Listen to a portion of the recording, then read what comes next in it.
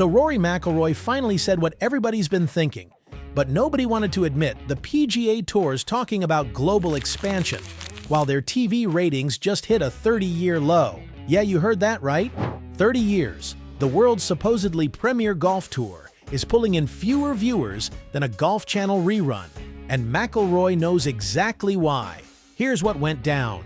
May 2024, Rory tries to get back on the PGA Tour board after quitting 6 months earlier. And he's got all these ideas about making golf actually global instead of just pretending to be. But Patrick Cantlay Jordan Spieth and even Tiger Woods shut him down completely and blocked his return, which is insane when you think about it, because this is the guy who's been the face of the tour, fighting their battles, taking all the heat, and they basically told him to get lost all, because he dared to suggest that maybe, just maybe, the PGA Tour should actually play golf outside America. You want to know why? Because Rory had this crazy idea that the PGA Tour should actually play golf outside America, which I know sounds revolutionary, but apparently it was too much for them to handle. Think about this for a second. The tour's watching their Sunday ratings completely collapse, with a 20% drop in just 1 year, and the Players' Championship. Their flagship event only pulled in 3.5 million viewers, which is way down from 4.1 million the year before, while the Tour Championship dropped to 2.7 million, and the FedEx St. Jude fell over 30%, and get this, some fall events are pulling in 69,000 viewers. And I mean 69,000. Like, there are literally YouTube channels about cleaning carpets that get more views than professional golf. And while this is happening, the Asia-Pacific golf market is absolutely exploding, like growing at 10% a year, with China building 100 new courses in the next 5 years. And India opened 15 courses just last year, while Japan's golf tournament revenue hit $500 million, and South Korea's doing similar numbers. And the global golf tourism market hit $27 billion in 2024, and it's headed to $65 billion by 2035. So there's massive money just sitting there waiting. So what's the PGA Tour's response to all this opportunity? Well, they're cutting their schedule from 40 events to maybe 20, and they want to start the season after the Super Bowl, which is basically them retreating into America and calling it strategy. Todd Lewis from Golf Today completely exposed the problem when he pointed out that Scottie Scheffler, the world's best player, won't even leave America to play golf. And this guy's supposed to be the face of the tour, but he only shows up internationally for the Scottish Open and British Open, and only because he's forced to, while Rory's grinding it out in Dubai, India, Scotland, trying to actually expand the game, and Scheffler straight up admitted he doesn't really play international golf at all. But here's where it gets really insane. Back in 2022, the PGA Tour signed this huge 13-year deal with the European Tour and sold it as some strategic alliance for global expansion. But what it really was, the PGA Tour basically buying them out, turning them into a feeder league, and lying about how American players would start showing up in Europe, which never happened. Guy Kinnings runs the DP World Tour, and he's openly saying now that watching the PGA Tour collapse might be the best thing that ever happened to European golf, because once the Americans prove they won't travel anywhere, the rest of the world can finally stop pretending America matters and build their own thing. Here's where McIlroy really pissed everyone off, because he started asking the obvious questions, like, why doesn't the tour actually play in Asia, Europe, Australia, like a real world tour would? And then he dropped the bomb that got him kicked off the board, asking if these American players, who've never left their comfort zone, would actually be willing to travel 12 times a year for tournaments.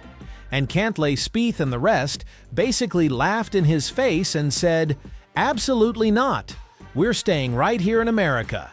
The insane part is how much money they're just ignoring, because the PGA Tour makes about $2.5 billion total. But the Asia-Pacific golf tourism market alone is worth $9 billion right now. And by 2030, it'll be bigger than the entire PGA Tour. McIlroy could see exactly where this was headed, which is the tour becoming nothing more than a regional American league that lies about being global while never leaving the country, So he tried getting back on the board to save them from themselves, but they shut him down. Patrick Cantlay apparently felt uncomfortable about McIlroy replacing Webb Simpson. Like, this is the guy who went to war for the tour, and Cantlay's worried about process and procedure while their sport is literally dying because nobody wants to leave America.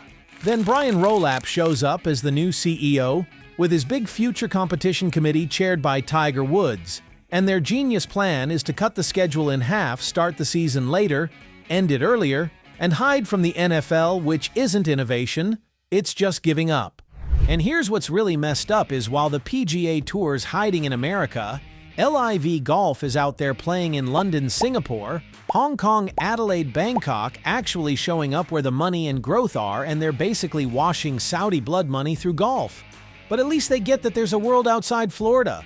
Jay Monahan, the commissioner, is out there spinning this fantasy that everything's fine because consumption across platforms is up. But that's just corporate speak, for nobody's watching TV anymore. They're just checking scores on their phones during lunch, and he knows TV networks don't write billion-dollar checks for app engagement. They pay for eyeballs on screens.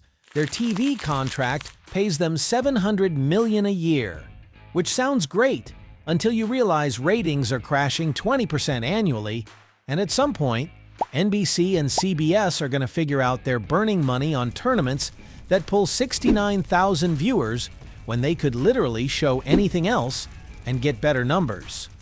The American players couldn't care less, though, because they're getting paid more than ever, thanks to the Saudis forcing the tour to throw money at them, like Scottie Scheffler banking $62 million last year without ever leaving America. So why would he bother with international travel when he can print money from his couch? This is the reality McIlroy was fighting against, just a bunch of spoiled millionaires who care more about their tee times and private jets than actually growing the game globally.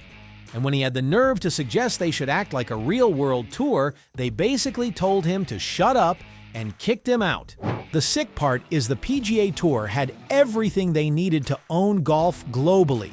Like, they had the superstars, the money, the prestige, and all they had to do was book some flights and play a real Asian swing, maybe 5 tournaments through Japan, South Korea, Singapore, Thailand, Australia, and those markets would have gone absolutely insane for it, treating every event like the biggest thing ever. But instead, these geniuses are cutting down to 20 events, all in America. India's middle class is bigger than America's entire population, and China has more millionaires than America has people who even play golf. And you've got Indonesia, Malaysia, the Philippines, just sitting there with massive economies begging for golf. But the PGA Tour won't even show up. McIlroy even brought up the Northern Ireland peace process, trying to explain that compromise works, because he said, look, the Catholics and Protestants both had to give up stuff they wanted, but they made it work for peace. But the American players on that board refused to budge on anything. Like, they won't travel, they won't adjust their schedules, they won't do anything different at all. So now the tour is completely falling apart, with Sunday ratings crashing 20%, and the Masters pulling its worst numbers in 30 years, and the Open doing worse than it has in a decade, and some fall events losing to high school football games. But their brilliant fix for all this is to play even less golf in even fewer places, because that makes total sense. Peter Malnati called it out perfectly, saying fans are done with all the money talk and contract drama and guaranteed cash, because people just want to watch golf. But the tour's too busy hiding in America to realize the entire world stopped caring about them. They're shrinking the season to 4 months now. Just 4 months of golf, while the DP World Tour and Asian Tour play year-round. But somehow the PGA Tour thinks they're still the premier tour, even though they're scared to compete with football. And this is where it gets really dark, because when you abandon international markets, they don't just wait around for you. They build their own stars, their own tours, their own ecosystem. And suddenly you wake up one day and you're not the premier tour anymore. You're just some regional league with good PR. Look what's already happening right now. Asian players are staying home. European players are questioning why they should move to America. And that talent pipeline that's been feeding the PGA Tour for decades is drying up fast. Because why would anyone chase the American dream when America won't even acknowledge they exist? McIlroy tried to warn them, and he took all the heat and criticism fighting their battles for years, then tried to show them what the future could be with golf actually being global and the best players competing everywhere and the sport growing instead of dying. But their response told him everything he needed to know. They'd rather have 69,000 Americans watching than millions of fans worldwide, and they'd rather stay comfortable than build something lasting, and they'd rather keep pretending to be global while never leaving their country. The pathetic part is, they'll probably get away with it for a while because they'll keep putting out press releases about global partnerships and international strategies, and using words like expansion while they play 20 events in America, and wonder why their ratings keep tanking.